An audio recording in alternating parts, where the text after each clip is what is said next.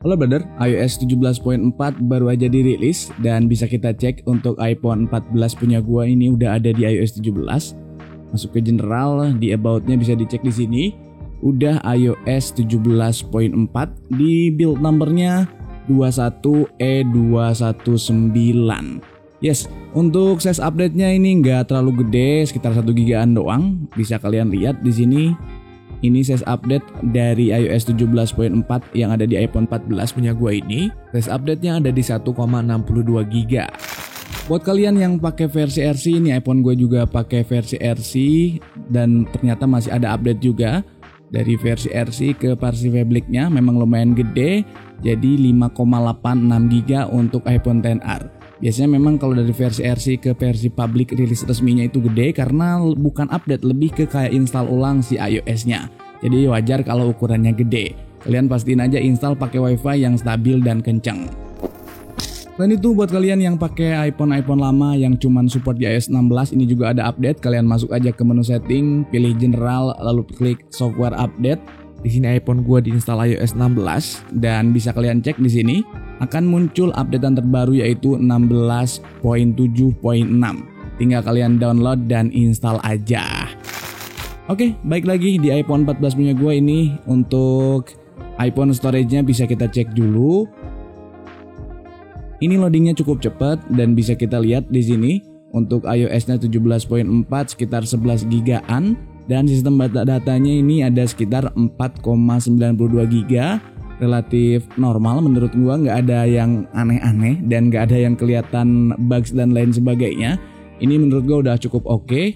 Lalu lanjut di baterainya, gua belum cek apakah ada penurunan. Di baterainya kita cek juga untuk baterai health-nya di sini aman masih 100%. iPhone 14 punya gua ini nggak ada penurunan untuk baterai health. Dan kita lihat juga ada beberapa fitur-fitur terbaru yang ada di iOS 17.4 ini. Oke, fitur pertama yang ada perubahan di iOS 17.4 ini adalah di bagian hello screen. Jadi kalau kita habis reset iPhone kita kembali ke pengaturan awal, maka tampilannya akan kayak gini. Tampilan setelah iPhone itu di reset atau ketika kalian beli iPhone baru yang udah iOS 17.4, maka pertama kali kalian aktivasi iPhone, tampilannya itu sekarang kayak gini. Lebih menarik aja walaupun secara fungsi nggak ada perubahan. Lalu yang kedua adalah adanya fitur update dari Stolen Device Protection. Kalau kita masuk ke menu setting, terus di bagian Face ID and Passcode, di sini akan ada menu dari Stolen Device Protection. Kalau kalian pilih, di sini kita aktifin Stolen Device Protection-nya, akan ada pilihan atau dua opsi baru. Kalau kemarin itu opsinya cuma satu, cuman away from familiar location doang. Kalau sekarang kita bisa setting mau pilih away from familiar location atau di always. Jadi kalau away from familiar location hanya akan diakses atau diaktifkan ketika ada di lokasi-lokasi yang nggak biasa kita singgahi yang di tracking lewat maps-nya si iPhone ini. Sementara kalau diaktifkan always, maka dimanapun lokasi handphonenya, lokasi iPhone-nya, maka Stolen Device Protection-nya akan terus aktif. Dan yang perlu kalian tahu juga untuk Stolen Device Protection ini adalah sebuah layer keamanan tambahan. Jadi kalau kita mau ganti passcode, mau ganti Apple ID, mau sign out iPhone, mau reset iPhone, nanti akan ada fitur Stolen Device Protection untuk lebih meningkatkan lagi keamanan untuk iPhone kita dan menjaga hal-hal yang nggak kita inginkan. Jadi kalau iPhone-nya hilang, fitur keamanannya itu lebih tebal, lebih berlapis-lapis, jadi lebih tenang lagi kitanya. Lalu yang kedua adalah adanya di fitur podcast. Di aplikasi podcast ini, kalau kalian masuk ke podcast terus pilih podcast yang kalian suka, kalau kalian play di sini,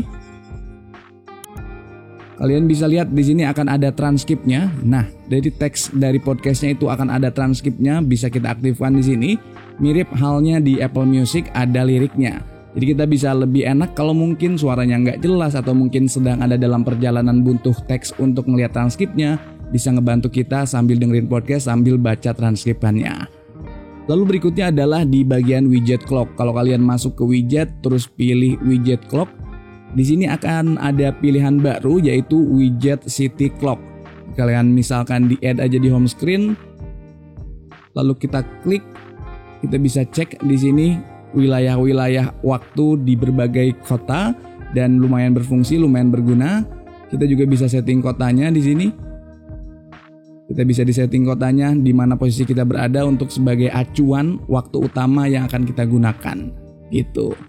Lalu berikutnya ada juga emoji-emoji baru yang Apple insert di iOS 17.4 ini. Kayak ada rantai, ada gambar phonics atau gambar burung-burungan lah ya. Terus ada orang yang kayak ngangguk, terus ada orang yang kayak geleng, dan beberapa icon-icon atau emoji lainnya yang ditambahkan oleh Apple. Berikutnya untuk iPhone 15 khusus untuk iPhone 15 series, kalau kalian masuk ke menu setting, lalu pilih baterai, di sini akan muncul circle count berapa kali handphone itu dicas. Jadi bisa ada selain adanya baterai health atau maksimum capacity dari baterai, keterangan kesehatan baterai, ada juga hitungan atau circle count berapa kali iPhone itu di-charge.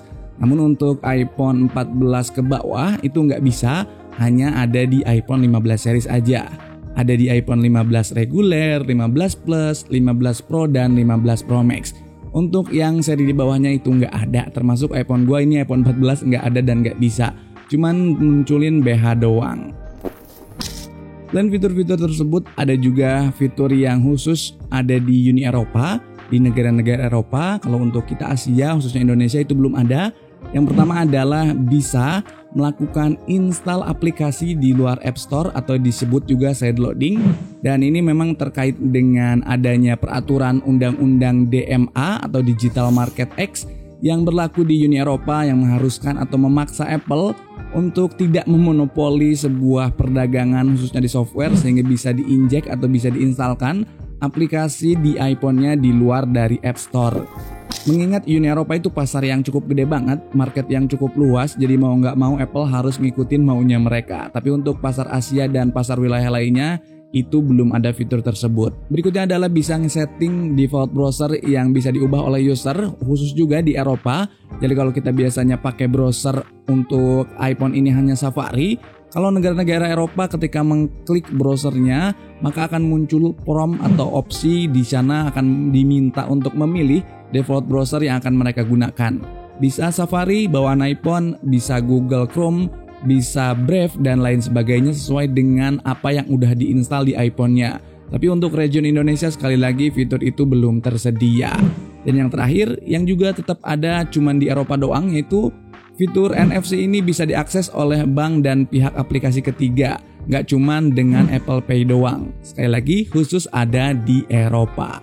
Untuk Indonesia mudah-mudahan segera nyusul, biar kita lebih maksimal lagi pakai si iPhone-nya. Khususnya bisa install aplikasi-aplikasi di luar App Store sih, itu cukup menarik menurut gua. Nah, lalu gimana untuk performanya? Sejauh yang gua pakai untuk performa sebetulnya nggak terlalu berasa ada perubahan dibanding iOS 17.3.1 kemarin. Secara baterai juga bisa kalian lihat di sini, pemakaian gua udah sekitar 2 harian. Bisa dilihat untuk kualitas daya tahan baterainya menurut gue ini relatif cukup baik. Nggak ada isu untuk baterai kayak boros, panas, atau sebagainya. Overall yang gue pakai, yang gue rasa ini cukup lancar. Penggunaan gue cukup intens untuk sosial media, untuk riset, untuk baca artikel, untuk komunikasi dan sebagainya. Memang gue jarang banget main game di iPhone ini. Lalu berikutnya ada bugs yang gue temuin khususnya di aplikasi YouTube. Udah gue screenshot di sini. Kalian bisa lihat. Kalau misalkan, nah ini dia. Kalau misalkan perpindahan dari dark mode ke light mode atau dari light mode ke dark mode, ketika gua buka YouTube itu teksnya itu nggak kelihatan. Jadi warna font teksnya malah nyaru sama backgroundnya. Kayak ini misalkan kondisi di light mode, jadi teksnya itu malah warna grey dan bukan warna hitam, jadi nggak kelihatan, nggak kebaca teksnya. Begitu juga dalam kondisi dark mode di sini, ketika gua pakai mode dark mode, jadi fontnya malah ikut-ikutan hitam, backgroundnya hitam, fontnya hitam, akhirnya nggak kelihatan. Cuman beruntungnya hal tersebut cukup bisa diakalin dengan mudah. Misalkan kalian ngalamin adanya bugs kayak tadi, misalkan kalian cek notifikasi ternyata kayak gini, kejadian kayak gini, ini baru banget kejadian. Tinggal kalian force close aja, force close, matiin dulu, lalu buka lagi. Lalu kita buka baru normal kayak gitu. Jadi kalau ada perpindahan dari dark mode ke light mode, dari light mode ke dark mode, itu teksnya malah nyaru sama kayak backgroundnya. Itu aja bugs yang gua rasa di iOS 17.4 ini. Selain itu gue belum nemu bugs-bugs lain untuk pemakaian daily gue. Penggunaan WhatsApp juga normal, lancar, aman, gak ada masalah, gak ada kendala sama sekali. Untuk Instagram juga gue mau scroll kanan kiri atas bawah, ini relatif aman, gak berasa adanya isu-isu yang mengganggu kayak mungkin panas, nge-lag atau lain sebagainya. Di volume juga aman, gak ada masalah sama sekali. Untuk komunikasi di WhatsApp, Telegram, Facebook juga semuanya aman. Belum gue ya temuin hal-hal yang aneh-aneh atau yang ganggu untuk kebutuhan keharian gue. Gak tahu kalau kalian, gimana pengalaman kalian dengan iPhone kalian masing-masing di iOS 17.4? Boleh kalian ceritain aja di kolom komentar. Jangan lupa setelah update iOS, pastikan selalu kalian force restart. Caranya gue udah bikinin juga, bisa kalian cek, linknya udah ada di deskripsi. Dan juga nanti akan gue coba pin di kolom komentar biar kalian gampang buat ngikutin tutorialnya. Oke, itu aja mungkin informasi dari gue. Thank you for watching. See you next video. Peace.